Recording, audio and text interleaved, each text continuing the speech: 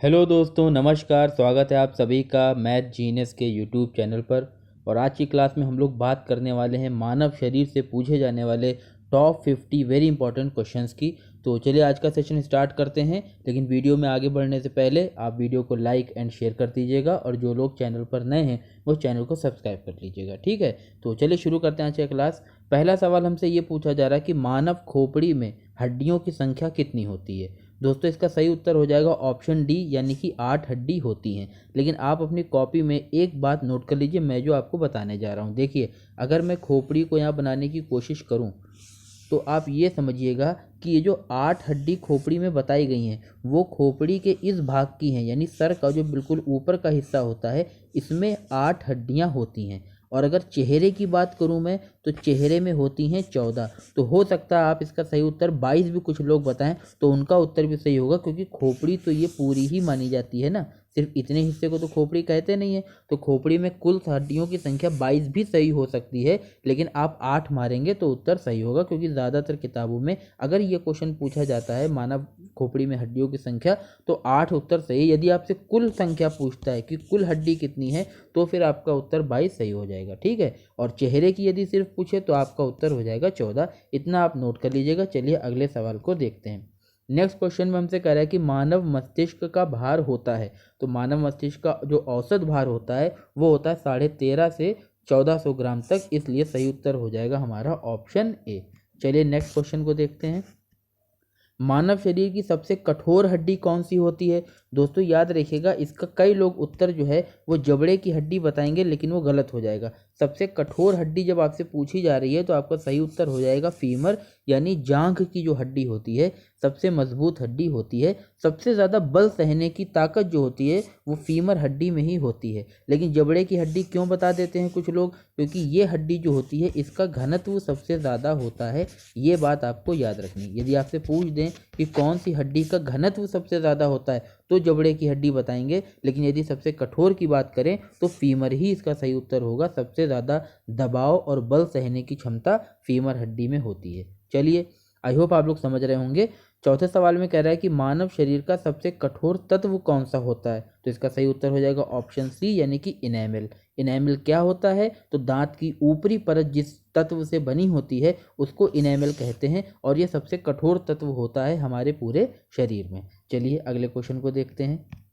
Next question में हमसे कह रहा है कि मानव शरीर में रक्त की औसत मात्रा कितनी होती है। तो दोस्तों याद रखिएगा कि ह्यूमन बॉडी में, यानी कि मानव शरीर में जो ब्लड होता है उसकी औसत मात्रा होती है 5 से 6 लीटर, इसलिए ऑप्शन ए हमारा सही उत्तर हो जाएगा। चलिए अगले सवाल को देखिए। लाल रक्त कणिकाओं यानी कि RBC, रेड ब्लड कॉर्पुसेल्स का जीवन काल औसत कितना होता है। देखिए यहाँ पे सही उत्तर क्या हो जाएगा, 120 दिन, यानी कि option B is the right answer. अब यहाँ पे थोड़ी सी डिटेल आप नोट कर लीजिए कि RBC का यदि आपसे औसत जीवन काल पूछे तो 110 से लेकर 120 दिन, ये उत्तर सही होगा। अगर आपसे पूछता है WBC का तो आप इसका उत्तर देंगे 15 से 20 दिन। ये आप लिख के रखिए, NCERT की बात मैं बता रहा हूँ। WBC का यानी श्वेत रक्त कणिकाओं का जीवन काल कितना होता है, तो 15 से 20 दिन। लेकिन यदि आपसे प्लेटलेट की बात करी जाए, प्लेटलेट, हमारे ब्लड में प्लेटलेट्स भी होती हैं ना, जो डेंगू हो जाता है जब किसी को तो घटने लगती हैं, यानी बुखार में घट जाती हैं, तो इनका जीवन काल जो होता है वो होता है 3 से 5 दिन। ये फैक्ट आप अपनी कॉपी में नोट कर लीजिए। आई होप आप लोग समझ गए होंगे। चलिए नेक्स्ट क्वेश्चन की तरफ चलते हैं। 7वां नंबर सवाल कह रहा है कि सर्वदाता रक्त समूह है। तो दोस्तों मैं पहले ही बता चुका हूँ, इसका सही उत्तर हो जाएगा ऑप्शन ए, O नेगेटिव, यानी कि O ब्लड ग्रुप जो होता है वो सर्वदाता होता है, यानी कि यूनिवर्सल डोनर होता है। और यदि AB पॉजिटिव की बात करें तो ये होता है सर्वग्राही, यानी कि यूनिवर्सल एक्सेप्टर इसको कहा जाता है। इसको आप नोट कर लीजिएगा, ये होता है सर्वग्राही। आप राइटिंग पर मत जाइए, मैं जो बोल रहा हूँ आप उसको नोट करिए, ठीक है। तो सर्वग्राही हो जाएगा। चलिए अगले सवाल को देखिए। मानव शरीर में कितने जोड़ी पसलियां होती हैं। इसका सही उत्तर क्या हो जाएगा, सही उत्तर हो जाएगा ऑप्शन सी, यानी कि 12। यदि कुल पसलियों की संख्या पूछे तो आपका उत्तर होगा कितना, 24। लेकिन यहाँ पे जोड़ी पूछ रहा है, इसलिए सही उत्तर क्या हो जाएगा, 12। चलिए अगला सवाल। मुख में स्टार्च का पाचन किसके द्वारा होता है। तो आप जानते हैं कि मुख में पाया जाने वाला एंजाइम कौन सा होता है, टाइलिन। इसलिए टाइलिन क्या करता है, पाचन करता है किसका, स्टार्च का। तो सही उत्तर हो जाएगा हमारा क्या, option C is the right answer. चलिए अगले सवाल को देखते हैं। नेत्र का कौन सा भाग नेत्रदान में दिया जाता है? पूरी आंख नहीं दी जाती है, बात आप याद रखिए। जब नेत्रदान किया जाता है तो हमारी आंखों का सिर्फ कॉर्निया ही डोनेशन में दिया जाता है। इसलिए सही उत्तर हो जाएगा क्या? Option C is the right answer. 11 number में कह रहा है कि दुग्ध प्रोटीन का पाचन किस एंजाइम के द्वारा होता है? देखिए पेप्सिन और पेप्सिन हो गया, ट्रिप्सिन हो गया, ये सारे ही प्रोटीन का पाचन करते हैं, लेकिन अलग अलग टाइप का प्रोटीन के लिए अलग अलग एंजाइम होता है। जैसे कि दुग्ध प्रोटीन यानी कि जो डेयरी प्रोडक्ट होते हैं, मक्खन हो गया, दूध हो गया, इनमें जो प्रोटीन पाया जाता है इसके पाचन के लिए रेनिन जिम्मेदार होता है, रेनिन सहायता करता है इनके पाचन में। इसलिए सही उत्तर हो जाएगा हमारा क्या? Option D. अगर आपसे सिर्फ प्रोटीन का पाचन पूछता तो आप उत्तर अपना पेप्सिन बता सकते थे, लेकिन यहाँ पे दुग्ध प्रोटीन की बात कर रहा है, इसलिए सही उत्तर हो जाएगा रेनिन। और ये रेनिन कहाँ पाया जाता है? तो ये हमारे पेट में पाया जाता है, आप ये भी याद रखिएगा। चलिए अगले सवाल को देखते हैं। 12 नंबर में कह रहा है कि मानव हृदय में कोशों की संख्या कितनी होती है? तो बहुत ही आसान क्वेश्चन है, आप सभी जानते होंगे। 4 होते हैं मानव हृदय में कोश, 2 आलिंद होते हैं और 2 क्या होते हैं? निलय। तो ये बात आप याद रखिएगा। चलिए 13 नंबर में कह रहा है कि किस अंग के द्वारा इंसुलिन हार्मोन स्रावित होता है? अब यहाँ पे थोड़ी सी डिटेल आपको नोट करनी पड़ेगी। यदि इसके उत्तर की बात करें तो उत्तर तो इसका अग्नाशय हो जाएगा, ऑप्शन ए। अग्नाशय का मतलब क्या होता है? पैनक्रियाज। क्या होता है? पैनक्रियाज। अब देखिए पैनक्रियाज यानी कि अग्नाशय में क्या होता है? लैंगर-हैंस की दीपिकाएं पाई जाती हैं। क्या पाई जाती हैं? लैंगर-हैंस की दीपिकाएं, जिसमें अल्फा सेल होते हैं और बीटा सेल होते हैं। यहाँ पे आप सब कॉपी में नोट कर लीजिएगा, अल्फा सेल और बीटा सेल। अल्फा सेल से जो हार्मोन निकलता है उसको बोला जाता है ग्लूकेगॉन। क्या बोला जाता है? ग्लूकेगॉन। और बीटा सेल से जो निकलता है उसको बोला जाता है इंसुलिन। क्या बोला जाता है? इंसुलिन। ग्लूकेगॉन और इंसुलिन ये दोनों ही शुगर को कंट्रोल करते हैं, यानी कि जो शर्करा होती है ब्लड में उसको कंट्रोल करते हैं। लेकिन ग्लूकेगॉन क्या करता है? ये शर्करा को बढ़ाता है, और इंसुलिन क्या करता है? शर्करा को घटाता है। यानी जब रक्त में शुगर की मात्रा बढ़ने लगती है तो इंसुलिन इसको कंट्रोल करके कम करता है, और जब हमारे ब्लड में शुगर की मात्रा कम होने लगती है तो ग्लूकेगॉन क्या करता है? उसको बढ़ा देता है। ये बात आपको नोट कर लेनी है। आप लिख लीजिए, राइटिंग थोड़ी सी गड़बड़ है, माफ़ी चाहता हूँ। इस टाइम मेरी डिवाइस थोड़ी जिस पर मैं काम कर रहा हूँ वो थोड़ा सही काम नहीं कर रहा। आप लोग का सपोर्ट बना रहेगा तो मैं बहुत अच्छा सेटअप एक दिन ले लूँगा, लेकिन फिलहाल आप मैं जो बोल रहा हूँ उसको नोट कर लीजिए। चलिए अगले सवाल को देखते हैं। 14 नंबर में सवाल में कह रहा है कि शरीर की सबसे छोटी हड्डी होती है, तो सबसे छोटी हड्डी कहाँ पाई जाती है? तो हमारे कान में पाई जाती है, और उसका नाम क्या होता है? स्टेपीज होता है। तो सही उत्तर हो जाएगा हमारा ऑप्शन ए। चलिए अगले सवाल को देखते हैं। ईसीजी का टेस्ट शरीर के किस अंग के लिए किया जाता है? तो ईसीजी का टेस्ट का मतलब क्या हुआ? इलेक्ट्रोकार्डियोग्राम। ईसीजी का मतलब क्या होता है? इलेक्ट्रोकार्डियोग्राम। और ये किसके लिए किया जाता है? तो दोस्तों किया जाता है, देखिए कार्डियो लफ्ज जहाँ पर भी आ जाए समझ जाइए वहाँ पर बात किसकी हो रही है? दिल की बात हो रही है, दिल का मामला है। तो सही उत्तर हो जाएगा क्या हमारा? Option B. चलिए अगले सवाल को देखते हैं। मनुष्य में कितने जोड़ी गुणसूत्र पाए जाते हैं? अब यहाँ पर कई लोग जल्दी में क्या करेंगे, एग्जाम में प्रेशर में उत्तर इसका सी मार देंगे, और उत्तर क्या हो जाएगा उनका? गलत। सवाल तो भैया सही से पढ़ लो। सवाल में हमसे पूछ रहा है जोड़ी गुणसूत्र, यानी गुणसूत्र के कितने पेयर होते हैं। तो 46 तो टोटल संख्या होती है, कितने जोड़ी होंगे? तो 23 होंगे। सही उत्तर क्या हो जाएगा? Option A. यदि आपसे पूछे कितने गुणसूत्र पाए जाते हैं तो 46 बताएंगे, और जब जोड़ी पूछ रहा है तो 23 बताएंगे। यानी 23 जोड़ी गुणसूत्र महिला में भी और पुरुष में भी पाए जाते हैं। ठीक है, चलिए अगले सवाल को देखते हैं। मानव शरीर में जल की औसत मात्रा कितनी होती है? तो हमारे शरीर में आधे से ज़्यादा जल ही होता है, इसलिए सही उत्तर हो जाएगा ऑप्शन बी। 40 से 60% जल पाया जाता है। नेक्स्ट क्वेश्चन में कह रहा है कि मानव शरीर में विटामिन ए संचित होता है। देखिए संचित होने का मतलब ये समझ लीजिए कि जो चीज़ें हमारे शरीर में संचित होती है ना वो बनती नहीं है, उनको बाहर से लिया जाता है। तो विटामिन ए की यदि बात करें तो ये हमारे लीवर में संचित होता है, इसलिए सही उत्तर हो जाएगा क्या? यकृत। यकृत में विटामिन ए को सिंथेसाइज किया जाता है, स्टोर किया जाता है। ठीक है, चलिए अगले सवाल को देखते हैं। मानव रक्त का पीएच मान होता है। अब देखिए मानव रक्त की प्रतिकृति कैसी होती है, इसकी प्रकृति कैसी होती है, नेचर कैसा होता है? क्षारीय होता है, और क्षारीय का मतलब क्या हुआ कि 7 से ज़्यादा होगा, तो इसलिए सही उत्तर हो जाता है 7.4। हल्का सा क्षारीय होता है, सही उत्तर हो जाएगा ऑप्शन है। ये बहुत बार क्वेश्चन पूछा जा चुका है, आप इसको नोट करके याद कर लीजिएगा।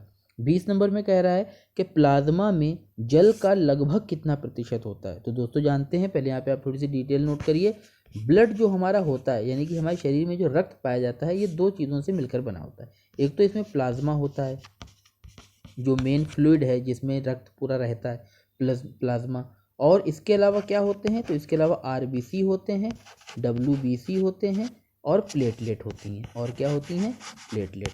तो 55% तो प्लाज्मा ही होता है हमारे शरीर में और 45% में ये तीनों तत्व आ जाते हैं, आरबीसी, डब्ल्यूबीसी और प्लेटलेट। तो प्लाज्मा अगर आपसे रक्त में पूछे कितना प्रतिशत प्लाज्मा है तो उत्तर बताएंगे 55।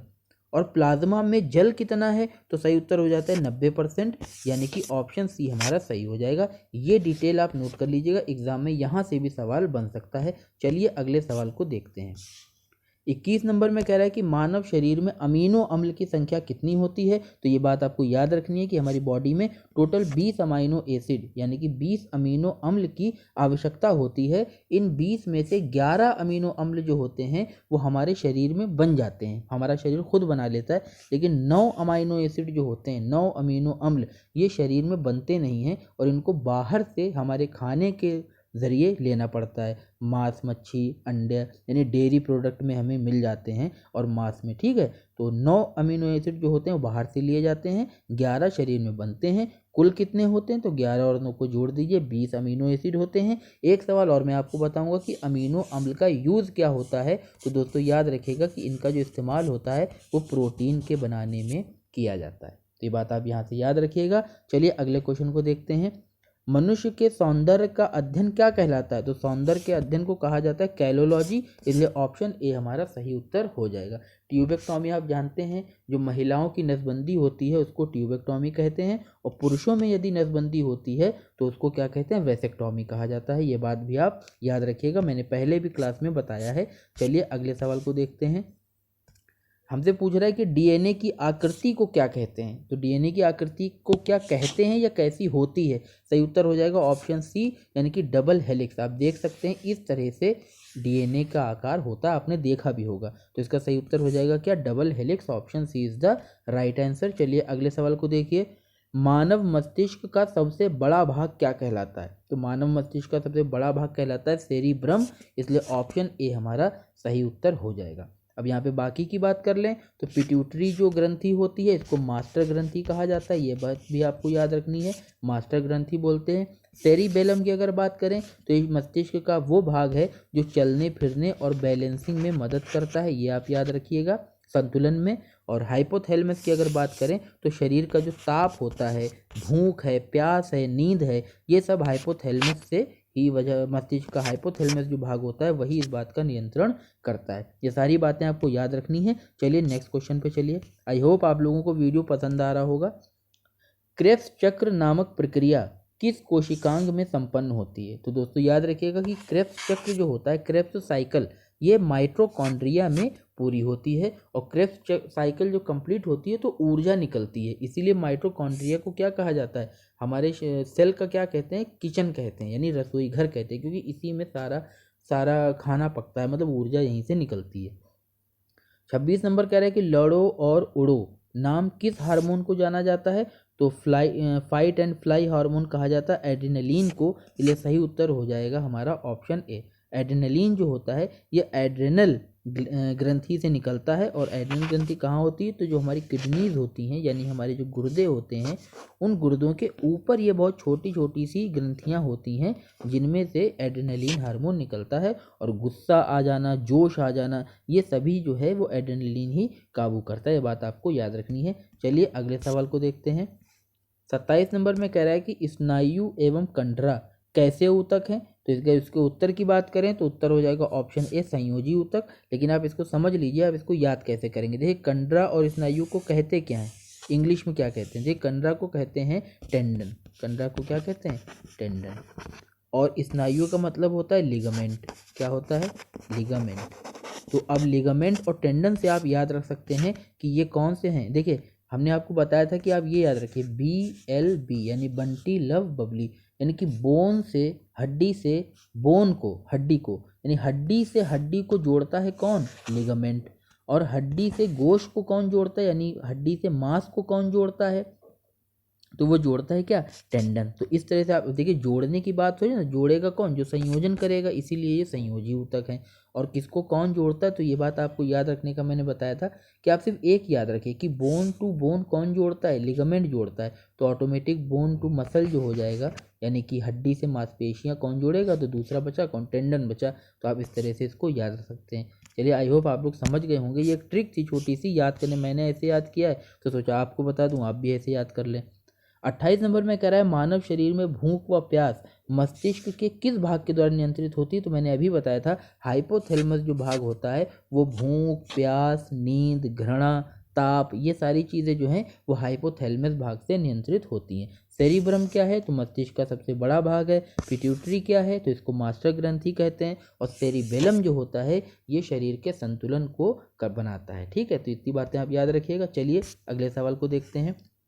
वह बीमारी जिससे रक्त का स्कंदन ही नहीं होता क्या कहलाती है। यानी कि ऐसी बीमारी, ऐसा रोग जिसमें खून का जमना, ब्लड की क्लॉटिंग नहीं हो पाती, ऐसी बीमारी को कहा जाता है हीमोफीलिया। इसलिए option A is the right answer, आप ये याद रखिएगा। चलिए 30 नंबर में क्या पूछ रहा है, एलिसा परीक्षण किस रोग की पहचान के लिए किया जाता है। तो याद रखिएगा, ये बहुत इंपॉर्टेंट क्वेश्चन है।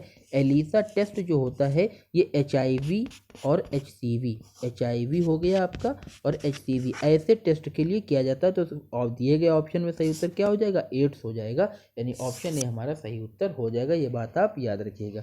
चलिए अगले क्वेश्चन को देखते हैं। 31 नंबर में कह रहा है कि पॉलिश युक्त चावल के सेवन से कौन सा रोग होने की संभावना होती है। देखिए, इसका सही उत्तर मैं आपको पहले बता दूं, फिर मैं आगे समझाता हूं। सही उत्तर हो जाएगा ऑप्शन ए, यानी कि बेरी। अब बेरी रोग जो होता है वो विटामिन बी की कमी से होता है। ये बात आप सभी लोगों को याद होगी, मेरा पूरा यकीन है। अब बेरी रोग होता है विटामिन बी की कमी से, और यहाँ पे कह रहे हैं कि पॉलिश युक्त चावल खाने से भी बेरी होता है। क्यों, क्योंकि चावल में क्या होता है, विटामिन बी पाया जाता है। अब जब आप पॉलिश युक्त चावल खाएंगे तो क्या होगा कि उसमें से विटामिन बी हमारे शरीर में पहुंच ही नहीं पाएगा, जिस वजह से विटामिन बी की कमी हो जाएगी और रोग कौन सा होने की संभावना रह जाएगी, तो बेरी की संभावना हो जाएगी। अब आप लोगों को ये बात हमेशा याद रहेगी। चलिए नेक्स्ट क्वेश्चन को देखते हैं। 32 नंबर सवाल में हमसे पूछ रहा है कि मानव शरीर की जैविक घड़ी किस अंग को कहा जाता है। तो दोस्तों ये बहुत इंपॉर्टेंट क्वेश्चन है, याद रखिएगा। जैविक घड़ी जब आपसे पूछा जाए तो उत्तर हो जाएगा पिनियल ग्लैंड, यानी कि पिनियल ग्रंथि। ठीक है, ये कहाँ पाई जाती है, तो ये हमारे मस्तिष्क के मध्य भाग में पाई जाती है। ये बात आप नोट कर लीजिएगा, मस्तिष्क के मध्य भाग में पाई जाती है पिनियल ग्लैंड। और ये क्या करती है, तो ये मेलेटोनिन नाम का हार्मोन निकालती है, जो सारी चीज़ों को कंट्रोल करता है कि हमें किस टाइम सोना है, किस टाइम उठना है, किस टाइम खाना खाना है। ये ऑटोमेटिक जो है उसको कंट्रोल करता है। ठीक है, तो चलिए इसका उत्तर क्या हो जाएगा, ऑप्शन है पिनियल ग्रंथि। अगले सवाल की तरफ बढ़ते हैं। 33 नंबर सवाल में हमसे कह रहा है कि अल्कोहल के निराविषण के लिए कौन सा अंग उत्तरदायी है। तो ये तो सभी लोग उत्तर बता देंगे। अल्कोहल का मतलब होता है शराब, और शराब पीने से हमारे शरीर का कौन सा भाग सबसे ज़्यादा प्रभावित होता है, तो लीवर डैमेज हो जाता है। इसलिए सही उत्तर हो जाएगा ऑप्शन ए, यानी कि यकृत। आप जानते हैं कि जो हमारा लीवर होता है, जो व्यक्ति को शराब पीता है तो उस शराब का 90% भाग जो है वो यकृत ख़त्म कर देता है, यानी उसके असर को समाप्त कर देता है। और सिर्फ 10% ही शराब जो होती है वो शरीर को नुकसान पहुंचाती है। तो अब आप समझ सकते हैं कि 90% वो अपने ऊपर ले लेता है यकृत, इसीलिए लीवर ख़राब हो जाता है जो लोग शराब पीते हैं। ठीक है, चलिए अगले सवाल को देखते हैं। DPT का टीका किस बीमारी से बचाता है। तो इसका उत्तर बताने के लिए आपको DPT के मतलब पता होने चाहिए। देखिए यहाँ पे D, P और T, ये DPT का जो टीका होता है वो 3 बीमारियों से बचाव के लिए लगाया जाता है। D से क्या होता है, डिप्थीरिया। D से क्या होता है, डिप्थीरिया होता है। P से क्या होता है, पर्ट्यूसिस होता है। क्या होता है, पर्ट्यूसिस। आप नोट करिए, मेरी राइटिंग पर मत जाइए। और टी से क्या होता है, टिटनेस होता है। क्या होता है, टिटनेस। तो डिप्थीरिया से बचाव के लिए तो ए सही हो गया, टेटनेस से बचाव के लिए तो सी सही हो गया, और पर्ट्यूसिस जो लिखा हुआ है इसी को बोला जाता है काली खांसी, यानी कि बी भी इसका सही उत्तर हो गया। तो हमारे इस सवाल का सही उत्तर हो जाएगा ऑप्शन डी, यानी कि उपरोक्त सभी। तो याद रखिएगा, DPT का जो टीका होता है वो डिप्थीरिया, पर्ट्यूसिस और टिटनेस से बचाव के लिए लगाया जाता है। पर्ट्यूसिस को ही कहा जाता है काली खांसी। ठीक है, आई होप आप लोग समझ गए होंगे। चलिए अगले सवाल की तरफ चलते हैं। 35 नंबर में पूछ रहा है कि हृदय की धड़कन नियंत्रित करने के लिए आवश्यक है तो इसका सही उत्तर मैं आपको बताऊं कि हृदय की धड़कन को नियंत्रित करने के लिए ये जो आवश्यक तत्व होता है वो होता है पोटेशियम। कौन सा होता है? पोटेशियम। और पोटेशियम इस ऑप्शन में दिया नहीं गया है, इसलिए चारों ही ऑप्शन गलत हो जाएंगे। आप नोट कर लीजिएगा कि इसका सही उत्तर क्या हो जाएगा? पोटेशियम। ठीक है, चलिए अगले सवाल को देखिए। साल्क वैक्सीन किस रोग से संबंधित है? तो ये बहुत इंपॉर्टेंट क्वेश्चन है और ज़्यादातर लोग मेरा यकीन जानते होंगे कि ये पोलियो से बचाव के लिए टीका लगाया जाता है, उसी को कहते हैं साल्क वैक्सीन। अब साल्क वैक्सीन क्यों कहते हैं? क्योंकि इसके जो खोजकर्ता थे उनका नाम था जोनास सॉल्क। क्या था इनका नाम? Jonas Salk. ये आप याद रखिएगा कि पोलियो का जो टीका है, पोलियो की जो वैक्सीन है, वो जोनास साल्क ने निर्मित की थी, इसीलिए उस वैक्सीन का नाम है क्या? Salk vaccine. तो सही उत्तर क्या हो जाएगा हमारा? ऑप्शन सी, यानी कि पोलियो। चलिए अगले क्वेश्चन को देख लेते हैं। 37 नंबर में हमसे कह रहा है मलेरिया रोग का कारण है। तो मलेरिया रोग मैं आपको पहले बता चुका हूँ किससे फैलता है? Plasmodium protozoa. किससे फैलता है? Plasmodium protozoa. तो सही कारण इसका क्या हो जाएगा? Option C, protozoa. उसका नाम यदि आपसे पूछे प्रोटोजुआ का नाम क्या है तो आप बताएंगे प्लाज्मोडियम। क्या बताएंगे? प्लाज्मोडियम। जिन लोगों ने मेरे पिछले वीडियोस नहीं देखे, डिस्क्रिप्शन में लिंक है, वो जाके देख सकते हैं। चलिए अगला सवाल कह रहा है कि पैरोटिड ग्रंथि कहाँ पाई जाती है? कान के नीचे, आँख के पास, गले में या फिर कलाई में? तो दोस्तों इसका सही उत्तर हो जाएगा कान के नीचे। अब कान के नीचे याद कैसे रहेगा? तो ये समझ लीजिए पैरोटिड ग्रंथि जो होती है ये लार की ग्रंथि को कहा जाता है। किसको कहा जाता है? लार की ग्रंथि को। तो अब लार की ग्रंथि ये तो कहाँ होगी? कान के नीचे ही तो होगी। तो ऑप्शन क्या हो जाएगा हमारा? ए इसका सही उत्तर हो जाएगा। चलिए नेक्स्ट क्वेश्चन को देख लेते हैं। 39 नंबर में कह रहा है कि एथलीट फूट नामक बीमारी का कारण क्या है? तो याद रखिएगा एथलीट फूट बीमारी का कारण फफूंद है, यानी कि फंगस। ऑप्शन सी इसका सही उत्तर हो जाएगा। 40 नंबर में कह रहा है कि मानव शरीर में सबसे बड़ी अंतःस्रावी ग्रंथि कौन सी है? अब यहाँ पे बहुत सारे लोग गलत करके इसको यकृत मार देंगे, जो कि गलत उत्तर हो जाएगा। अरे भाई सवाल में देखो क्या पूछ रहा है, वो हमसे ये नहीं कह रहा मानव शरीर की सबसे बड़ी ग्रंथि नहीं पूछ रहा, वो अंतःस्रावी ग्रंथि पूछ रहे हैं। यदि वो सिर्फ आपसे पूछे कि सबसे बड़ी ग्रंथि कौन सी है तो यकृत आपका सही उत्तर हो जाएगा, लेकिन अंतःस्रावी ग्रंथि पूछ रहा है इसलिए इसका सही उत्तर हो जाएगा ऑप्शन ए, यानी कि थायराइड इसका राइट आंसर हो जाएगा। ये बात आप ध्यान करके लिख लीजिएगा। सही उत्तर क्या हो जाएगा? थायराइड। अगर अंतःस्रावी पूछता है तो थायराइड, अगर सिर्फ सबसे बड़ी ग्रंथि पूछता है तो फिर आपका उत्तर यकृत हो जाएगा। आई होप आप लोग समझ गए होंगे। चलिए अगले क्वेश्चन को देख लेते हैं। ठीक है, नेक्स्ट क्वेश्चन में क्या कह रहा है 41 नंबर में, गुर्दे की कार्यात्मक इकाई को क्या कहते हैं? तो इसका सही उत्तर हो जाएगा ऑप्शन ए, नेफ्रॉन।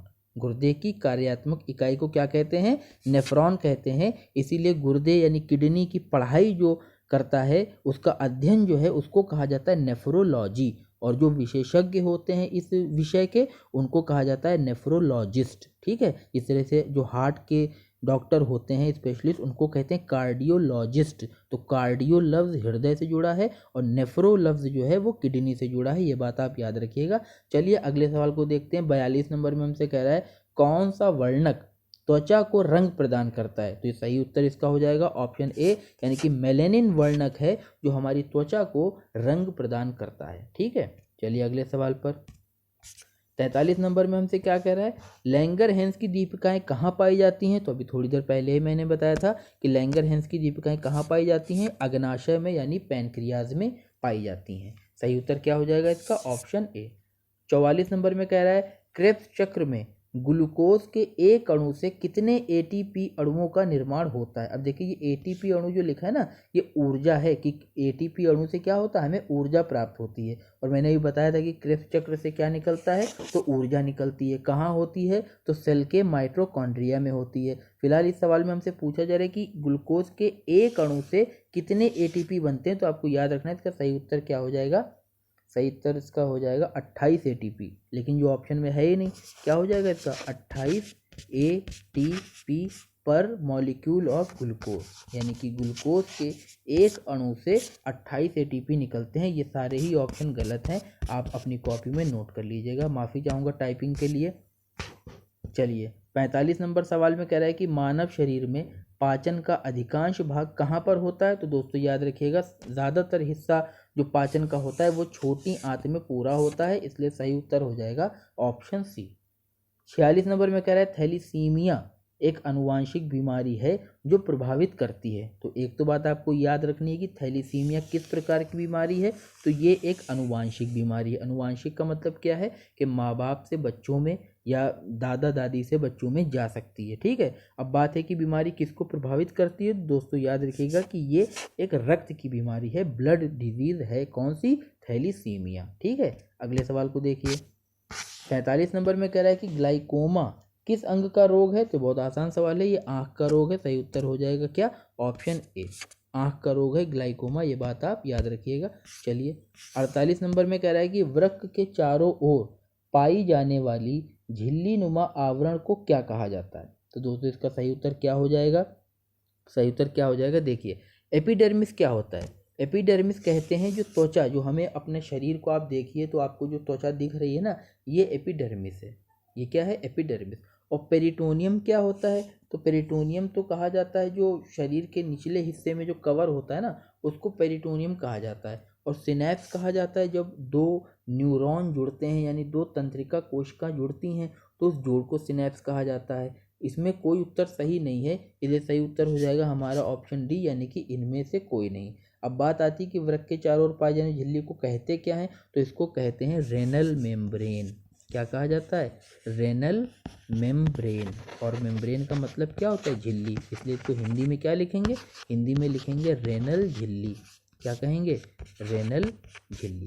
ये बात अपनी कॉपी में नोट कर लीजिए। ठीक है, चलिए यहाँ पे नोट है, इसको भी नोट कर लीजिएगा कि दो तंत्रिका कोशिकाओं के मिलन को सिनैप्स कहा जाता है। तंत्रिका कोशिका के बारे में आप जानते हैं कि सबसे बड़ा सेल होता है, शरीर का जो सबसे लंबा सेल होता है वो क्या होता है? तंत्रिका कोशिका होती है। मैंने पहले भी क्लास में आपको बताया है। चलिए आज का 49 नंबर का सवाल कह रहा है कि सर्वप्रथम कोशिका की खोज किसने की थी। तो इसका सही उत्तर क्या हो जाएगा? सही उत्तर हो जाएगा ऑप्शन ए, यानी कि रॉबर्ट हुक। लेकिन जो नोट लिखा है आपको उस पर भी ध्यान देना है। नोट क्या कहता है कि रॉबर्ट हुक ने मृत कोशिका की खोज की थी। आप लोगों ने 10वें या 9वें में पढ़ा होगा कि इन्होंने कॉर्क में सेल की खोज की थी। कॉर्क जानते हैं ना, जो शराब वगैरह की बोतल में ऊपर जो लगी होती है, कॉर्क उसको बोलते हैं। तो उसमें इन्होंने सेल की खोज करी थी और ये मृत कोशिका थी। ठीक है, लेकिन सबसे पहले जीवित कोशिका की यदि बात करें तो लीवेनहॉक हो जाएगा। तो अगर आपसे सवाल में ये कह दिया जाता है कि जीवित कोशिका की खोज किसने की, तो आप लीवेनहॉक लगाएंगे। लेकिन अगर सिर्फ कोशिका कहता है तो आप रॉबर्ट हुक ही लगाएंगे, जब तक जीवित या मृत की बात वो ना करें। ठीक है, चलिए आज का आखिरी सवाल देख लेते हैं, फिर सेशन हम लोग आज का ख़त्म करेंगे। 50 नंबर में कह रहा है कि जीव द्रव्य की खोज किसने की। तो जीव द्रव्य की खोज किसने की थी? दोस्तों याद रखिएगा, इसका सही उत्तर हो जाएगा ऑप्शन बी, यानी कि डुजाल्डिन ने की थी। अब बात आती है कि जीव द्रव्य होता क्या है। तो जीव द्रव्य के बारे में लिख लीजिए, इसको इंग्लिश में कहते हैं प्रोटोप्लाज्म। क्या कहते हैं? प्रोटोप्लाज्म। और ये क्या है? तो कोशिका के भीतर पाया जाने वाला द्रव्य है। क्या है? कोशिका के भीतर पाया जाने वाला द्रव्य। ये आप नोट कर लीजिएगा अपनी कॉपी में। ठीक है, सही उत्तर क्या हो जाएगा? डुजाल्डिन ने इसकी खोज की थी। तो ये दोस्तों आज 50 क्वेश्चन बहुत इंपॉर्टेंट मैं आपके लिए लेके आया था। आई होप आप लोगों को वीडियो पसंद आया होगा। वीडियो को लाइक एंड शेयर करना बिल्कुल ना भूलें और अपने दोस्तों को भी बताएं। चलिए मिलते हैं नेक्स्ट वीडियो में, तब तक अपनी सेहत का ध्यान रखिए और रेगुलर पढ़ाई करते रहिए। धन्यवाद। जय हिंद।